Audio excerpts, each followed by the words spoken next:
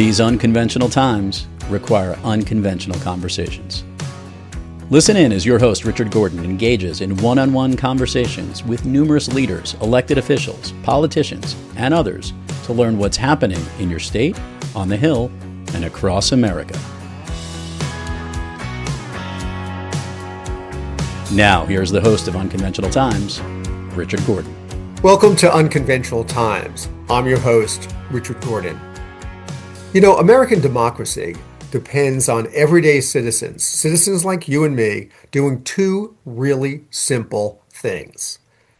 Go register to vote and actually go vote on Election Day. Pretty simple. It's all we ask of you. Voting as a percentage of the voting age eligible population has stayed relatively the same over the years. It's approximately 60% of the people, still way lower than many countries. However, voting registration and turnout among large group of Americans, women, minorities, and young people is dramatically lower than the rest of the population. Today's guest is trying to do something about that. Tom Lopach is president and CEO of the Voter Participation Center and the Center for Voter Information, two nonpartisan and bipartisan organizations whose mission it is to register and increase voter turnout, especially amongst those groups I just mentioned, women, young people, and minorities. Prior to joining these organizations, Tom was the chief of staff to Montana Governor Steve Bullock. He was the executive director of the Democratic Senatorial Campaign Committee and was a senior aide to Senator Jon Tester. Tom, welcome to the show. Nice to see you, Richard. Thank you for having me. Well, it's great seeing you again, Tom. It's been way too long, so thank you for joining us. Let's just start. I think people out there are going to be interested to hear what the Voter Participation Center and the Center for Voter Information do. So why don't you just start by telling us a little bit about each of them, what they are, why they got started, and what you do. The Voter Participation Center is a 501c3 organization that focuses on registering and turning out people from underrepresented communities, people of color, young people, unmarried women. The Center for Voter Information is a 501c4 organization, and it focuses on registering and turning out folks who aren't in the underrepresented populations, but who share the values of wanting to see a representative and inclusive electorate. We do this work using outrageously high-volume direct mail and digital outreach.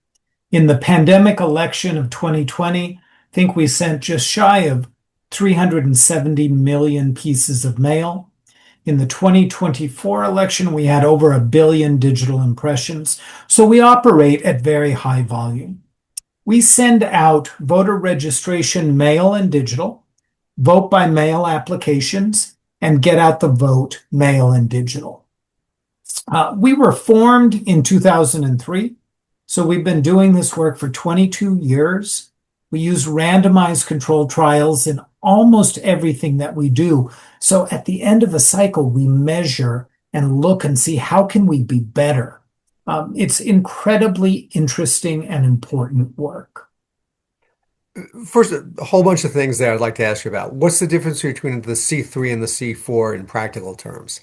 In practical terms and legal terms, it is a legally appropriate endeavor under IRS tax code to have a 501c3 organization that works to increase voting from underrepresented populations.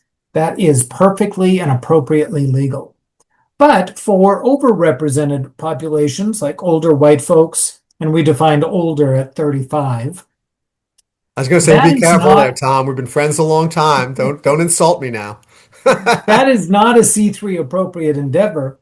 So we do that from the 501c4, but we try and reach people who are people that believe our democracy and our electorate should include everyone who is eligible and wants to see them voting. That's pretty much the difference. A bunch of things. I've looked at a number of statistics, and we could get into them at some point if you want. Is there a difference? I noticed that you differentiated unmarried women from married women.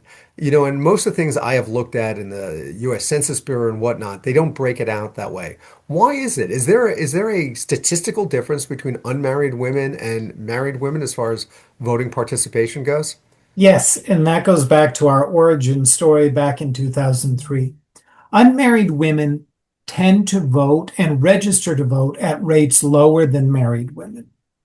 In Is that 2000, regardless of age, regardless of yes, regardless of demographics, racial, anything like yep, that? yep.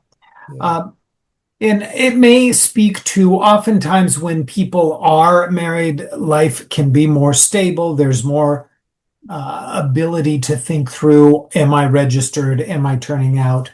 Um, but the way it all started, our founder, Paige Gardner, was a statistician, and she looked at the 2000 election deeply and was figuring out who registered, who turned out, who didn't turn out, what voices were missing.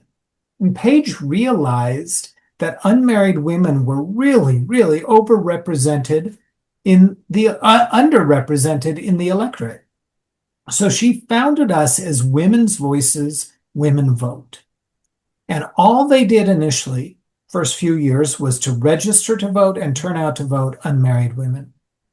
As time went on, it became very clear to her, which is obvious to us now, that people of color and young people were equally underrepresented. And so she rebranded the organizations, we expanded the mission, and now we do the work with everybody.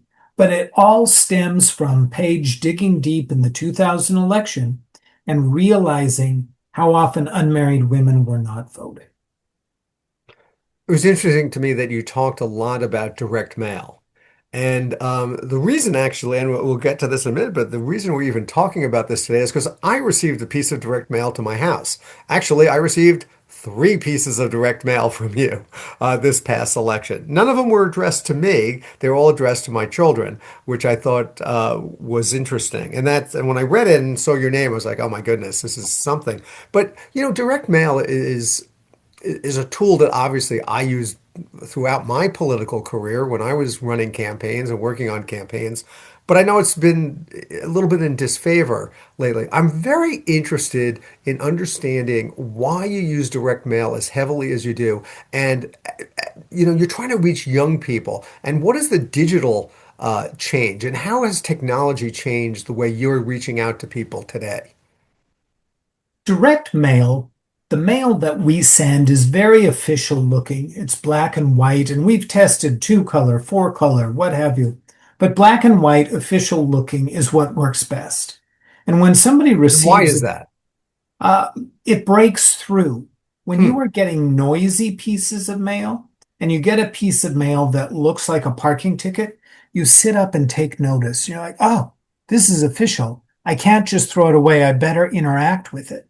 Well, it got Um, me to open my kids, call them and say, do you mind if I open this? This looks really serious. yeah, and that's how it works. The Yeah. other thing that we do with both our digital and direct mail is we try to send our outreach out at a fourth to eighth grade reading level.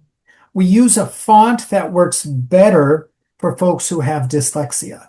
We want to make sure that the information we are putting in people's hands is accessible and is usable. I carry with me in my head an archetype of somebody we're trying to reach as we do this work. I think about an African American woman in Atlanta, single mom. Maybe she just moved to her new apartment in the last 6 months. And is she thinking about, am I registered to vote? Am I registered at this new apartment we just moved to? What is a primary election and when is it? What is a general?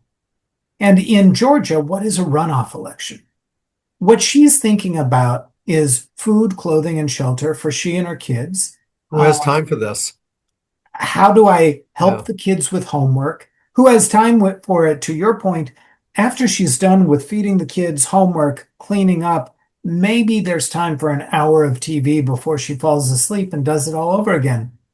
So if we can reach her on her smartphone or in her mailbox with accessible, accurate information on how to be involved in our voting system, that's meaningful.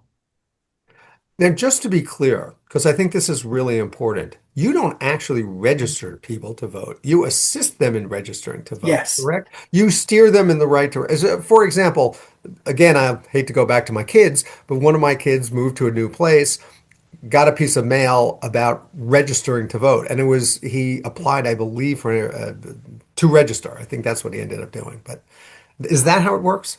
With our voter registration mail, there are 3 different programs we run. The Okay. first is to new 18-year-olds. We'll send them a piece of mail. We'll include a voter registration form for their state, county, that has pre-filled their name and address. All they have to do is sign, date, and then there is a return envelope either to their city, state, or county election office, and that facilitates the registration. We have a cover letter explaining it. We do the same thing to people who are on the National Change of Address database to make sure that they are registered at their current address. And then the third program we run is called Current Resident. We go out and find addresses in neighborhoods that have a significant number of people of color living there, young people living there. We remove everyone who has already registered to vote, and then we send to those who haven't registered, "Dear current resident, public information indicates someone at this address is not registered." And we fill out the registration forms with as much information as we have to make it as easy as possible, and we always provide a return envelope. With our digital ads, we'll have some persuasive or encouraging information about why someone may want to register to vote and be part of voting. And then we give them a link that will take them to their state voter registration hub. Do you use different techniques depending on who you're trying to reach? For example, if you're trying to reach a 19-year-old woman, do you use the phone more than the mail? How does that work? It can be a mix. We do find the mail works pretty well. You can see a 2.5, up to 5% increase in voter registration using the mail, which for direct mail is pretty good. And with digital, oftentimes people will start filling out a digital form and then walk away and come back to it later. But we track all of this to figure out what works. Over time, we've tried different psychology, marketing techniques, and we keep coming back to the pretty basic messages we've sent about how easy it is to register to vote to get people involved. Now, I know personally that you send out a report card, a voting report card of how people have done voting. I think a lot of people don't understand that it's public record whether I vote or not. They don't know who I voted for, but it's public record whether I did or did not vote. You then send out a report card. What is it and how does it work? You were talking about our social pressure get out the vote mail. I wasn't going to put it that way, but okay. I often refer to it as Catholic guilt or Jewish guilt in an envelope. Social pressure is a marketing technique that's been used in the private sector, used in government, used in many ways for many years. And it is the single most effective tool at getting somebody to take an action. In California, water authorities will send out letters to residents saying, "Your neighbors have reduced their water usage by 45%. Why haven't you?" They'll send, power companies will send out 80% of your neighbors have transitioned to renewable energy. Why haven't you? And it works. Anybody who's a marketing professional will tell you it is the single most effective. In fact, the Independent Analyst Institute has looked at door knocking, texting, postcards, phone calling. What is the most effective way at increasing voter turnout? It is social pressure. So what we do is we send letters that will anonymize and compare an individual's voting record with either their neighbors or perhaps compare New Jersey voter turnout to New York, two different counties, and we will say you turn out more than your neighbors in a bar graph, or your neighbors turn out more than you. Now, we always say in the letter who you vote for is private, whether or not you vote is public information, and we'll check after the election to see whether or not you voted. And that language motivates people. Now, you're talking, I believe, about either the bar graph, the report card that compares you to your neighbors. We also use a good citizen positive social pressure, where we send a certificate that somebody can fill out when they vote, put it on their fridge, on their bulletin board, that they're a good citizen for voting. There are different kinds, different amounts of social pressure. How much guilt do we use? But the most effective by far is the heaviest social pressure, comparing your voting record to your neighbors. Now, the one I saw was comparing yourself to yourself, which showed that you voted in, let's say you voted in 2020, but you skipped the 2022 election. Are you going to vote in 24? Type of thing. That's right. And because voter files are public in as much as did you turn out in the primary? Did you turn out in the general? We use that public information to compare your voting record. Now, people have called that, I must say, have publicly called that voting shaming. Does that bother you? We have done a number of studies to see if there are negative impacts of these letters. After elections, the past 6 years, we've done post-election surveys, and we have found that there is not a negative impact from doing that.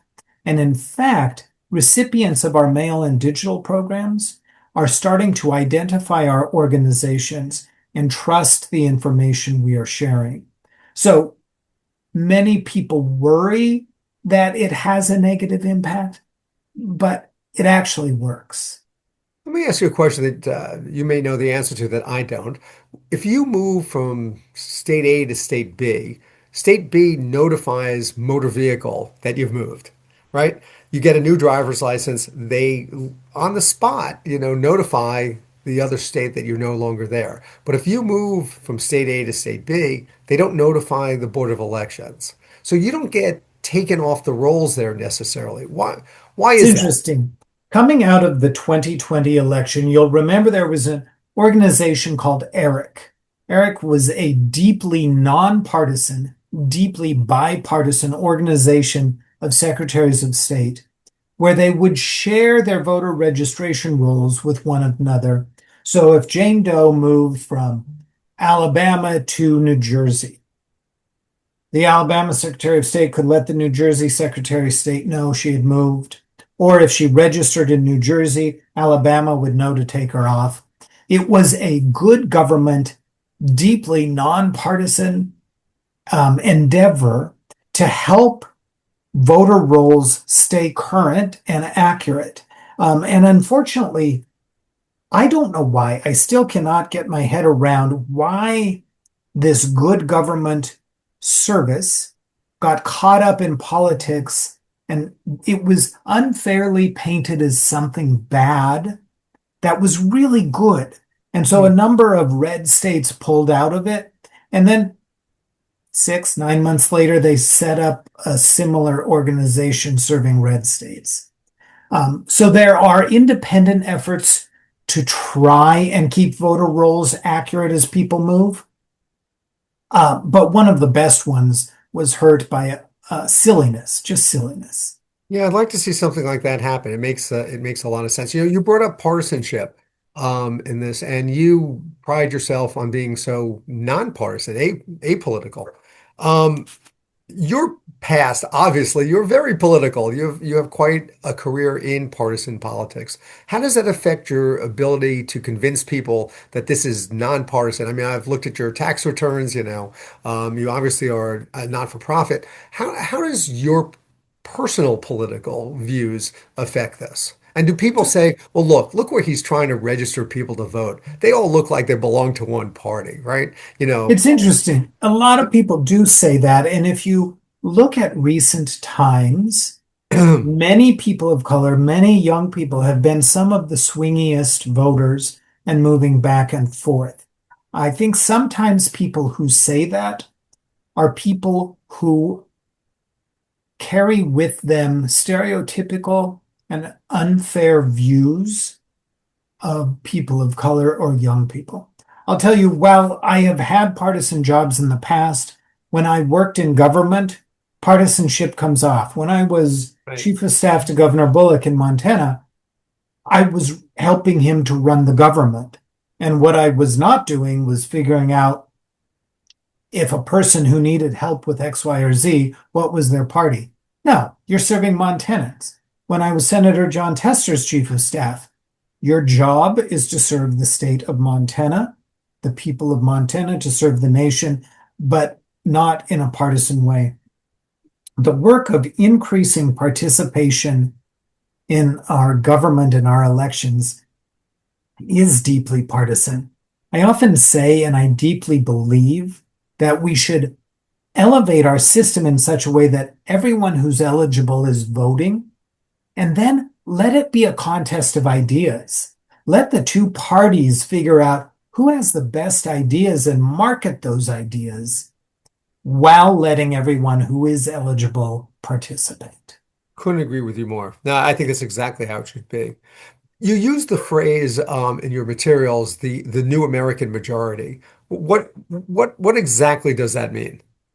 The new American majority identifies the fact that when you take the American population of people under age 35 and the population of Americans who are people of color and the population of Americans who are unmarried women, together they are the majority of Americans. I want to say pretty close to 60% of Americans.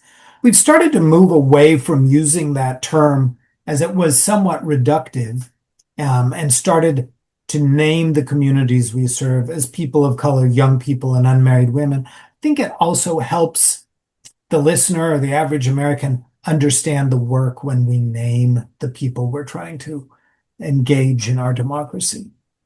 In a world of anti-DEI, I understand your point, and I think you probably get pushback of, well, why don't you register, white males? Which I assume you do. Well, on the C4 side, white males are certainly covered. On the C3 side, first of all, it is the right thing for somebody, for an organization like ours, to spend time, energy, and resources registering populations that are underrepresented. That's the right thing to do. Second, it is a IRS approved tactic for a nonprofit organization to register and turn out underrepresented people. When you look at population growth statistics, by 2030, my numbers could be a little off, but I think close to 70% of the country will be these underrepresented populations. And if they are not adequately represented in the electorate, but older white folks are overrepresented in the electorate, I just think it is dangerous for the country in terms of policies that will be pursued, governance that is engaged in, and do we end up with a government that reflects the needs and interests of older white folks very well while ignoring the needs and interests of young folks, people of color, unmarried women? It's dangerous when we get out of whack like that. Yeah. It's interesting. You come from a very interesting perspective because you have run a state. You know what it's like on the state level. One of the things that's always fascinated me about the American voting is how balkanized it is. We're 50 states, and each state does exactly what it wants to do as far as voter registration goes, what dates, when you do it, how you do it, whatever, and how you vote. And I've always, the time you vote, can you do mail-in, whatever. I've always found that really interesting. How do you deal with the balkanization of the rules? There are 50 different rules here.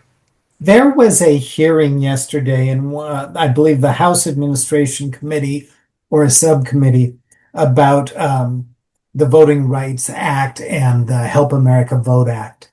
And one question that was asked of all three of the witnesses, two Republican witnesses, a Democratic witness, was who sets the rules for voting?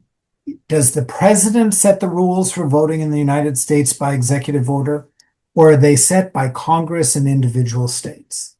All three witnesses answered the rules for voting are set by individual states and by Congress. I think this is part of the great many compromises made in the founding of our nation, and it can reflect the different needs of an urban environment versus an agriculture and rural environment where maybe they keep the polls open longer for folks coming in from small counties. Every state has different needs. In some states, vote by mail is the way they do their whole election, and that's great. It works for them. For us, when we are running program in 50 states, it means we have to monitor the rules, the elections, the time. Do they require ID? Do they have drop boxes, early vote in person or vote by mail, or only voting on election day? We watch all of that. And since January of 2021, over 2,100 bills have been introduced at state legislatures, and over 100 have been passed. We have to monitor all of that to make sure the information we are providing voters is accurate, is legal, is true. It's interesting, the massive fluctuation. I was looking at this, the massive fluctuation in registration. Like states like Florida and New York, about 55% of the eligible people are registered. But in states like Minnesota and Missouri, it's all the way up to 75%. The swing is just incredible. And I would assume, Tom, that that has a major impact on who's voting. That has an impact on who's voting, the culture. Some states are very pro-voter and pro-wanting folks to be part of it. There are some states where the culture of county election officials is really negative toward us. They don't want outside groups registering voters. They don't want outside groups turning out voters. Why? Is it a control issue, a political issue? I suspect it's a political issue. I hesitate to answer it, but I suspect it's a political issue. The other thing is state legislatures have the power to make voting accessible and inclusive, and they have the power to build barriers. And certainly over time, over decades, over the history of our country, we've seen no shortage of barriers built to keep certain people from voting. Sure, poll taxes, all types of things like that. Uh, let's just talk about some of those type of things. What do you think about voter ID cards?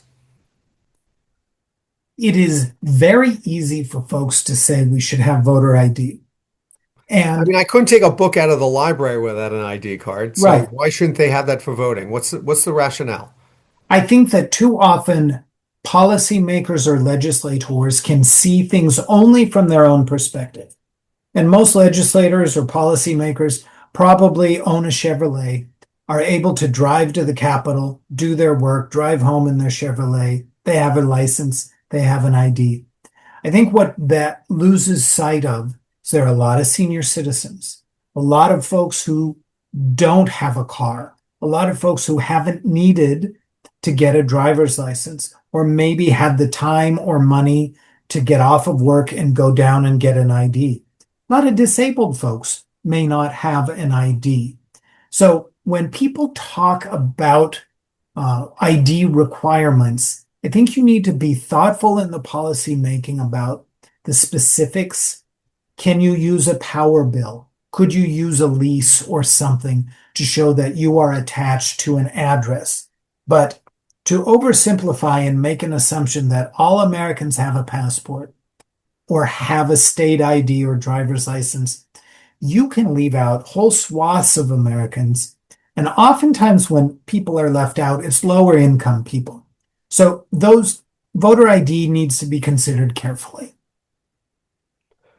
While we're on those type of things, what do you think about same day registration?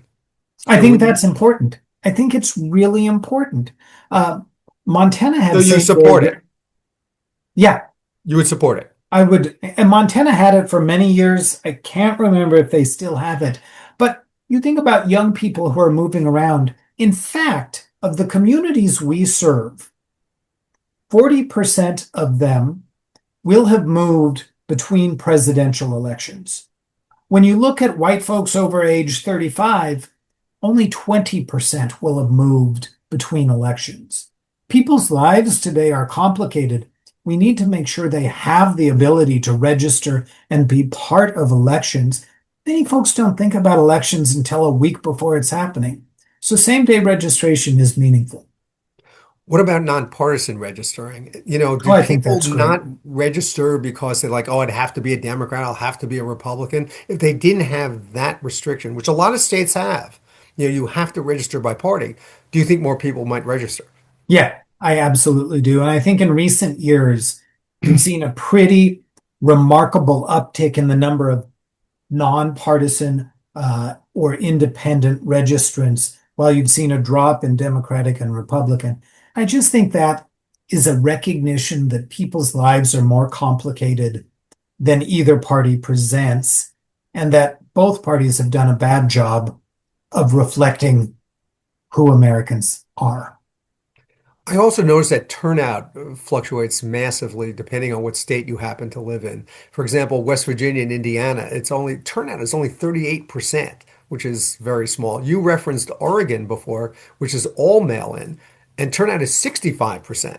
So significantly, I mean, almost 30 points higher in Oregon than, let's say, Indiana. But, when you start looking at the groups you're talking about, the young minority, women, it makes such a big difference. If you're 18 to 24, an 18, 24-year-old, for example, if you're a 18, 24 minority woman, you vote significantly less. I noticed that only 45% of young black women vote, where only 42% of young Hispanic women vote. That's way below Yeah. what everyone else does. That, Richard, is why we do the work.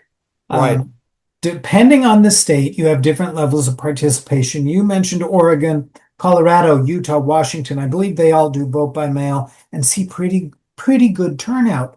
But the communities we serve in many places are very low in turnout. The midterm election of 2022, my numbers won't be perfect, but there was about a 23% delta between older white folks over age 35, people of color, young people, unmarried women, and their turnout. It was, I don't know, 43% to 66%. That's worrisome. So how do we improve it? Let me ask you a whole bunch of different type of things. I'd love to get your take on each one of them and whether they're things we should be doing or not be doing, because I think they're interesting. Um, for example, let's go with this one. What about eliminating voter registration altogether? You talked about electric bills. How about if I just show up with my electric bill on election day and show here's where I live, and they look through their rolls, they see, yeah, there is a guy who lives there, and it is me. Um, why don't we just do that? Just eliminate registration when you're born, when you turn 18, automatic registration. You're asking an important and interesting question. Um, and I've wrestled with this one. In some ways, voter registration was the very first barrier created to keep people from voting. And you just laid out the example. What if I could show up with something that affirms my address and the government knows who lives where Hmm. and then vote? In some ways, it would encourage more participation. It would reduce something that keeps people from voting. It would take away the requirement for same-day registration. You show up and prove your address. At the same time, I think culturally, as a country, we have come to a place where there is unnecessary and increased skepticism around elections, and the registration can push back on that unnecessary skepticism. What about making voting mandatory, like in a country, Brazil, for example? Brazil has mandatory voting. If you don't vote, you get a fine. Now, it's very un-American to make anything required like that. But what about that? The voting history in Brazil is significantly higher. First of all, no one wants to pay the fine. So if you live in Brazil, you're going to pay. Even if you live in the United States and vote back in Brazil, you're going to pay because you don't want the fine. What about doing that? It Granted, is it's not the way we do things, but as a concept. It is, as a concept, it's interesting. I'm not sure I love the fine because not everyone is in a Good point. position to pay a fine, and we don't want to put people in a deeper hole. But it is an interesting thought from a democracy perspective. At the same time, it is so counter to some of the libertarian attributes that course through American veins. Yeah, it would be hard to get that one through. What about ranked order voting? So this is a tough one. A lot of very smart people support and encourage ranked order voting. I think ranked order voting can help shake up and break up some of the um, overtly partisan nature of our elections where people tend towards the further extremes of each party. Here's my worry about it. I don't want to add to the confusion that keeps people from voting. If somebody finds it a little bit confusing, and then they start to hear, what? I have to pick these people and order them, and I don't know what that means. Can't I just pick the one I want and walk away? I worry that rank order voting might result in lower participation because some people who are so busy and focused on food, clothing, and shelter, on their jobs, and not paying attention to politics might find it as one more reason to keep them from voting. Hopefully, as time goes on, we can look to Alaska, who's trying this, and find some lessons in the data and the experience of Alaska. What about nonpartisan elections? Do you see a greater participation in elections that are nonpartisan?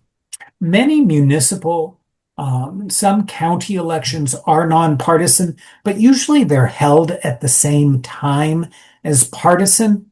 So it's hard to delineate between increased participation.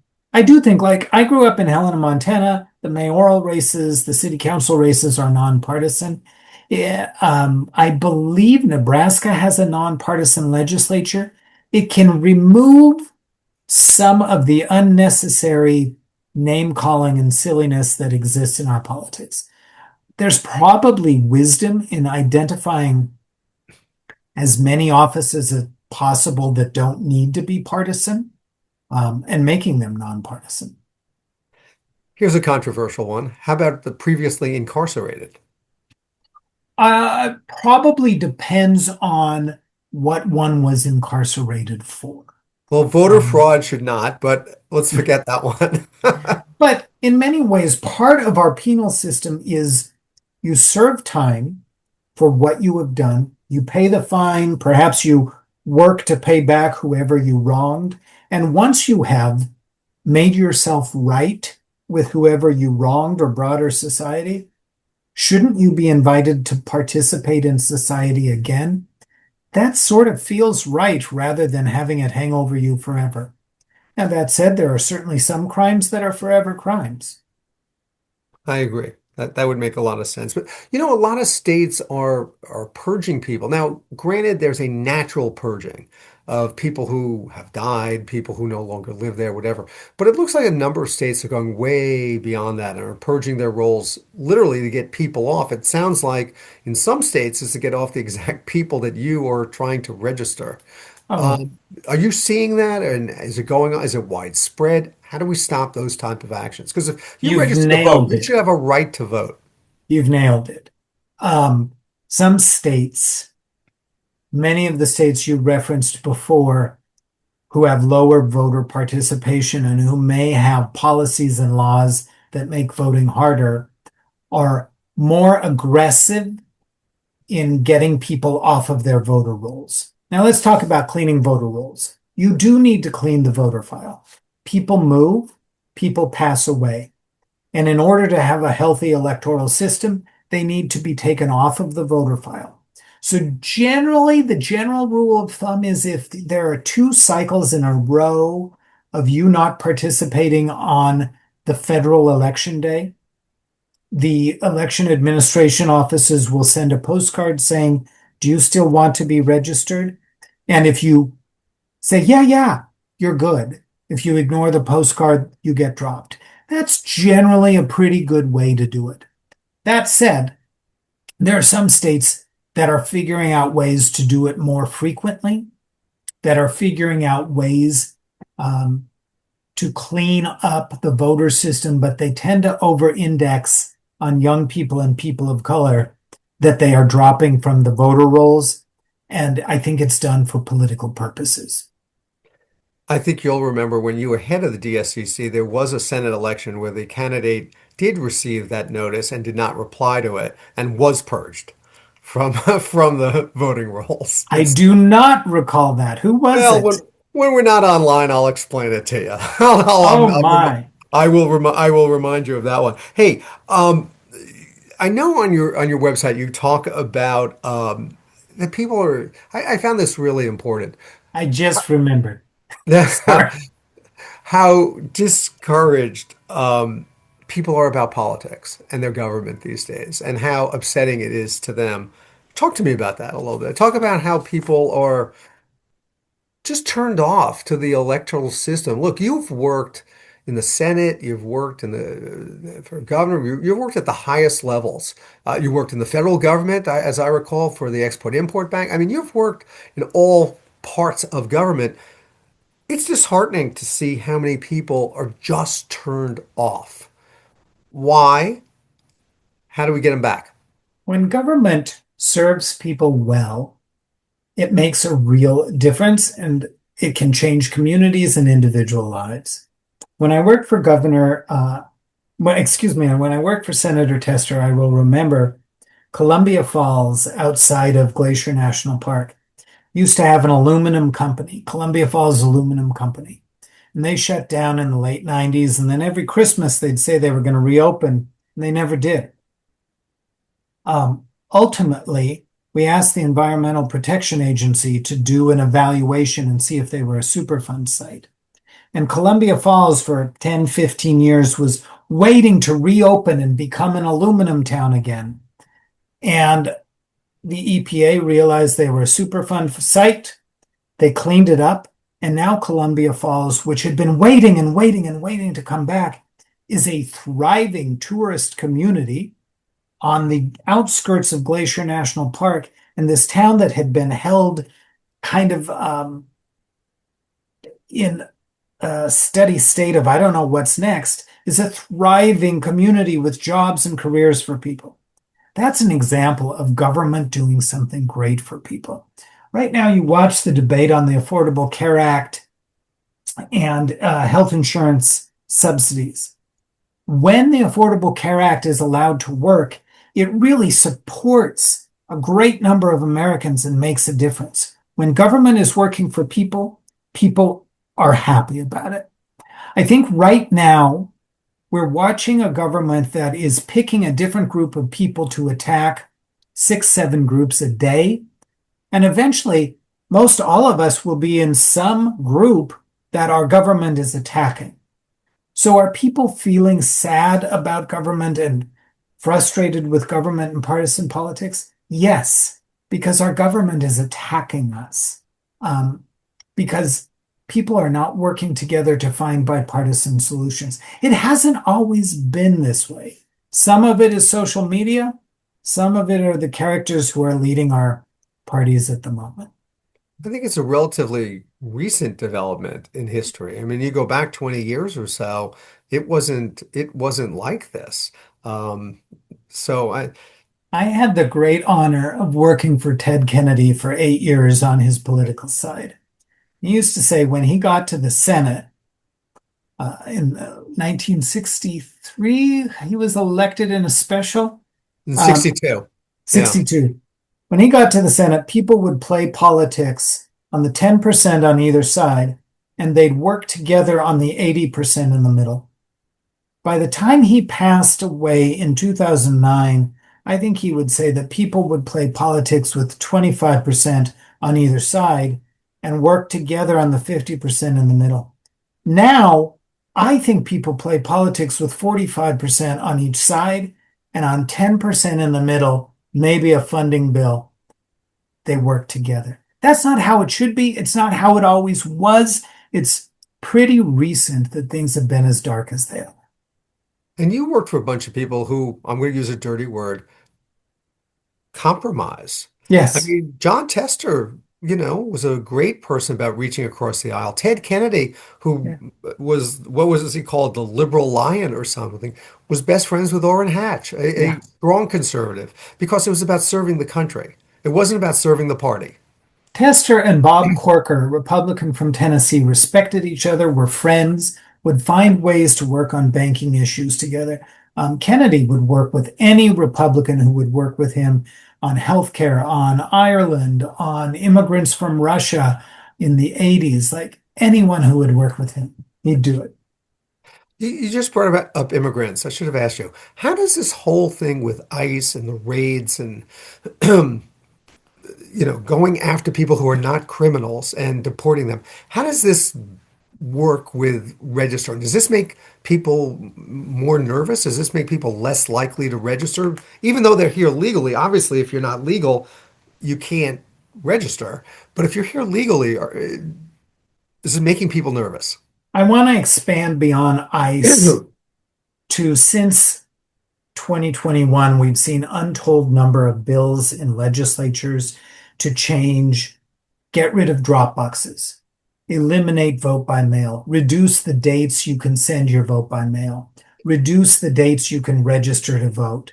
I think the effort to change the rules around election is an effort to confuse people such that they won't want to be involved.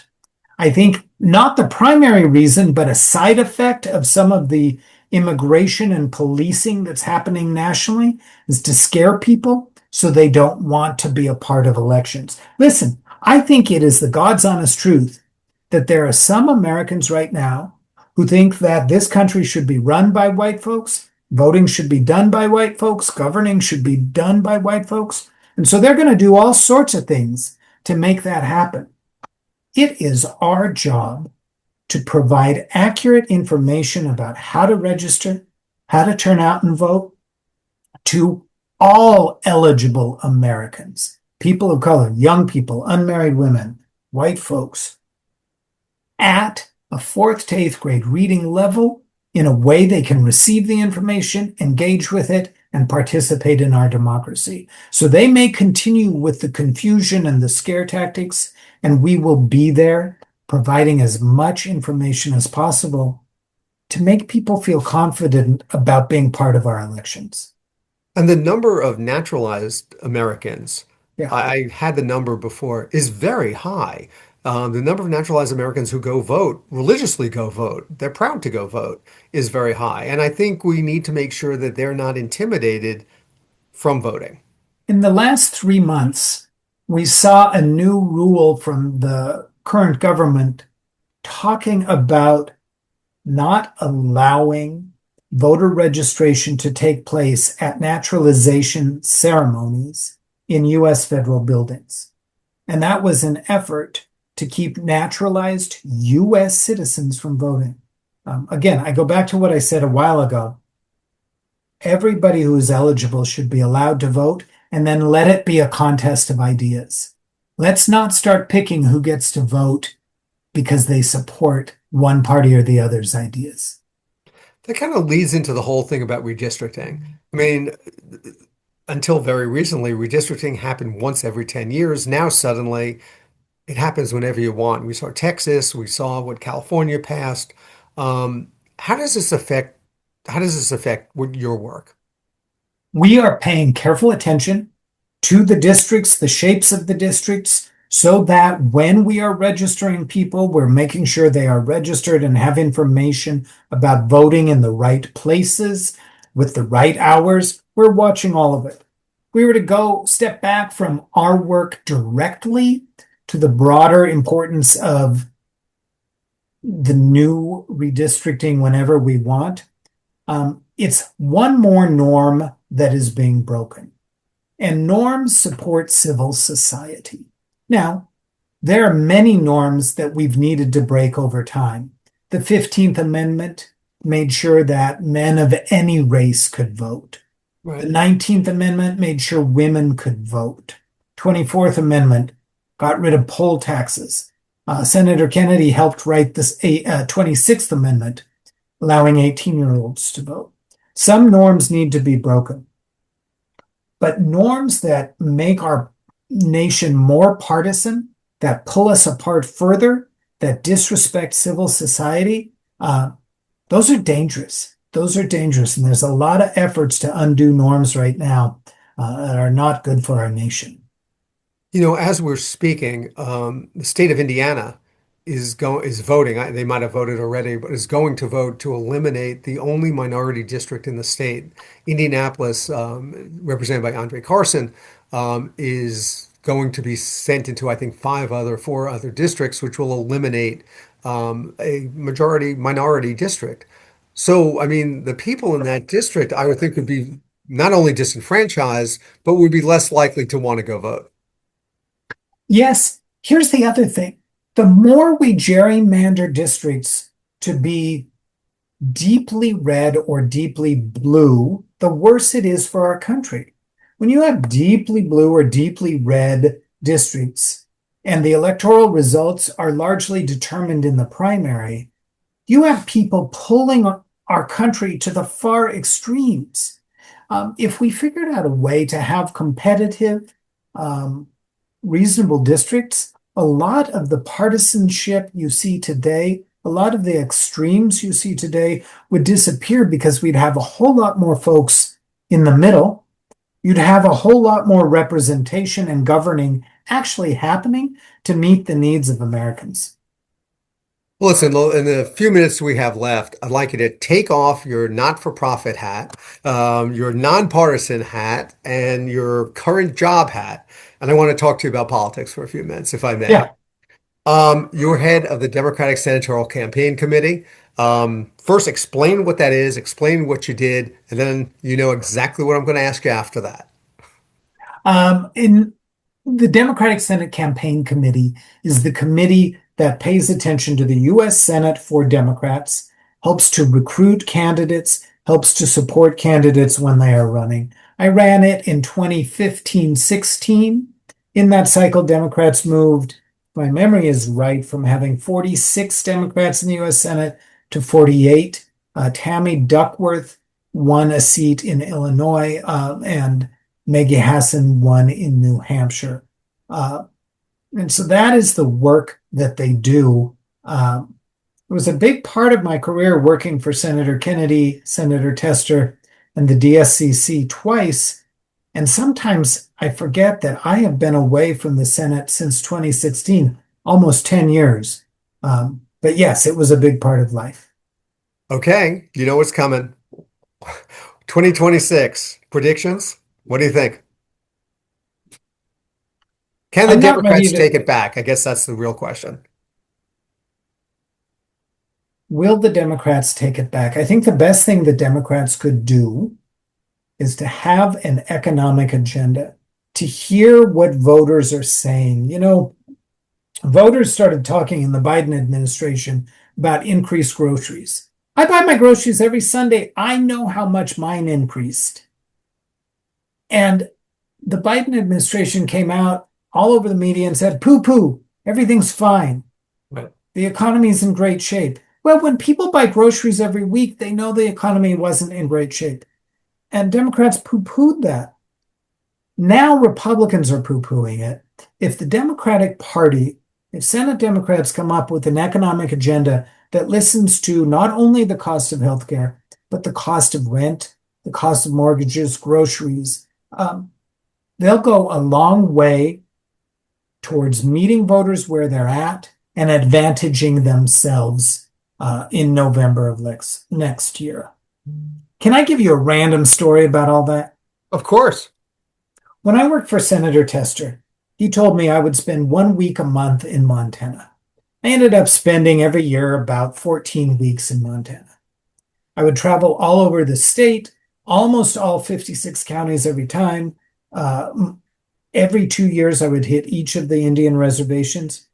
One of the things I learned that in Custer County and Dawson County in far eastern Montana, the floodplain maps were old and they prevented buildings and businesses from growing and expanding. How else would I have known that we needed to work on floodplain maps if I hadn't been traveling around? Right. I think that Democrats would do well to take that John Tester lesson, travel around, hear what people are talking about, and then come up with a policy agenda that responds to what people are living with. Want to give us any states you think might flip? I'm watching Maine. I'm watching Texas, Iowa. Texas, interesting. I will say, if you think this moment to me is very much like 2006 and 2008, and there was Republican control of most of government at the time, and then there were some decisions made that really irritated voters. Hurricane Katrina was mismanaged. People started to learn that two wars were started in some ways on false pretenses. In '08, the economy went really south, and voters were not happy, and they moved Democrats into office.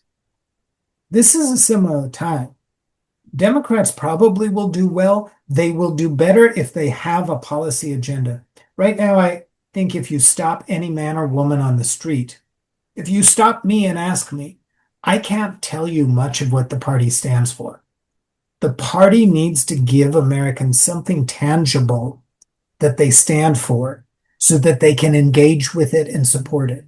Right now, they don't really know what the Democratic Party stands for. Neither do I.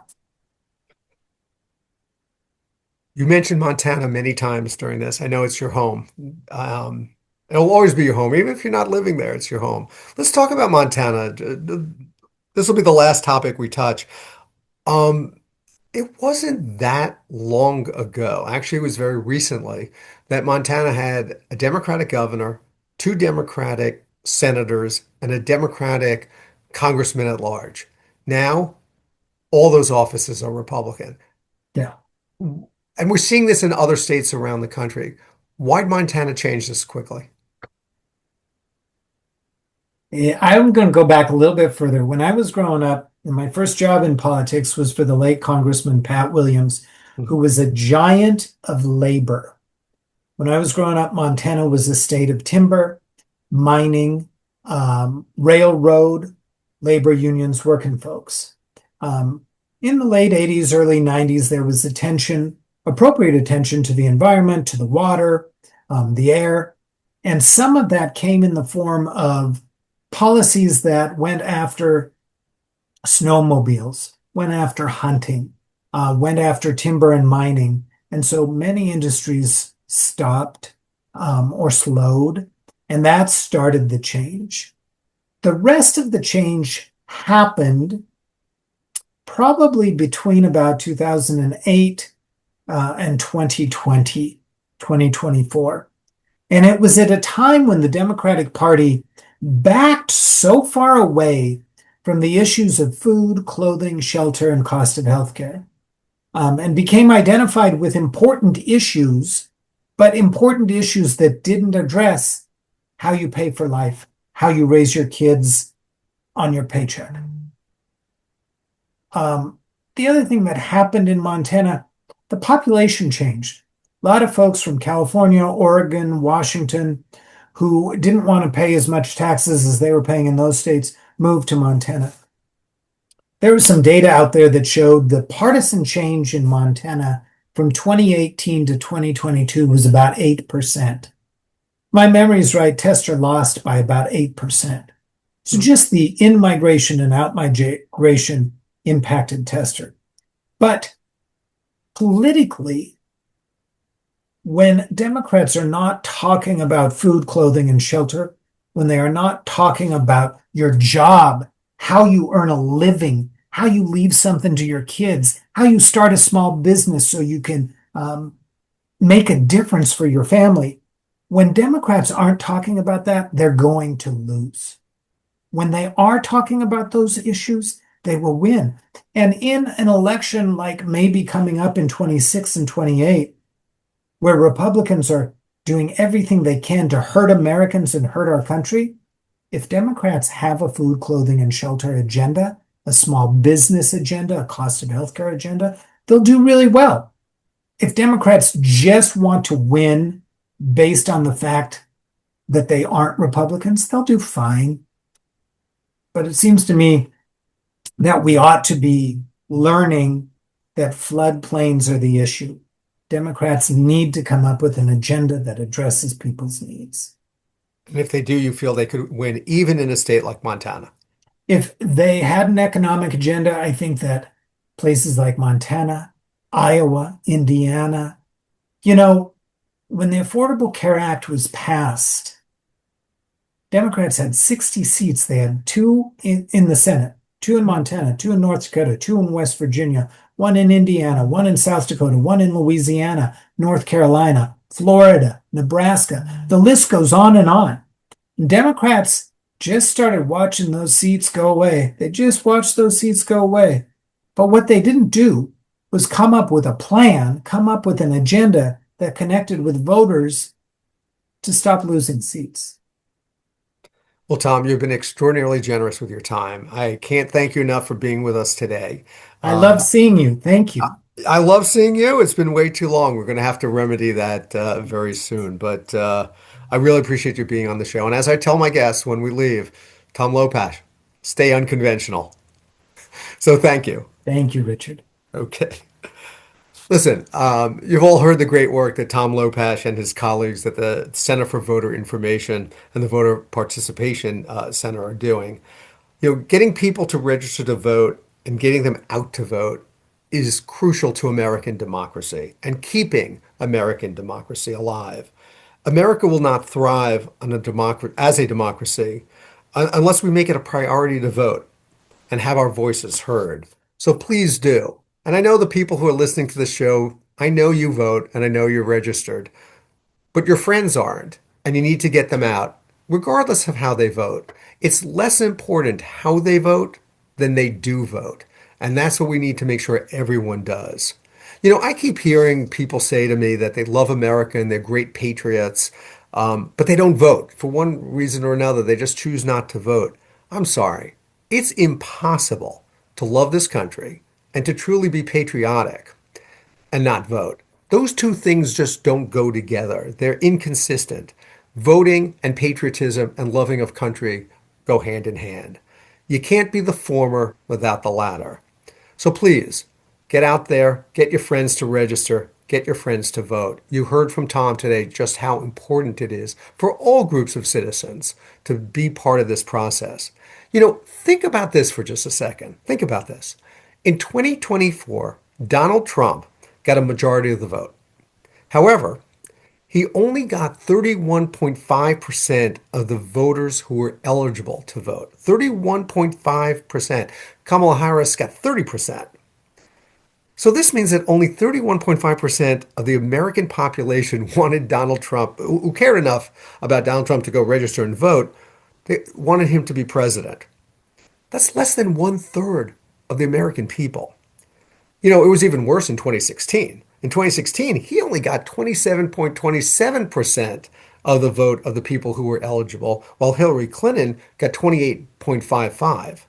And in case you were wondering, Joe Biden got nearly 34%, while Donald Trump got almost 31% in 2020. The point is, less than 1/3 of the American people are voting for the person who becomes president of the United States. We have to do better than that. And with your help, we can do better than that. So listen, thank you for joining us today. Really appreciate it. You could hear us on wherever you get your podcasts, that. And you can also see us on YouTube at YouTube at UT-Richard Gordon. That's YouTube at the letter U, the letter T, Richard Gordon. So thanks for joining us. We'll catch you next time. Until then, remember, stay unconventional. You've been listening to Unconventional Times with your host, Richard Gordon. Check out all of the episodes of Unconventional Times on Apple, Google, Spotify, or wherever you listen to your podcasts. To learn more about Richard Gordon and all of his unconventional conversations, head on over to unconventionaltimes.com. Thanks for listening.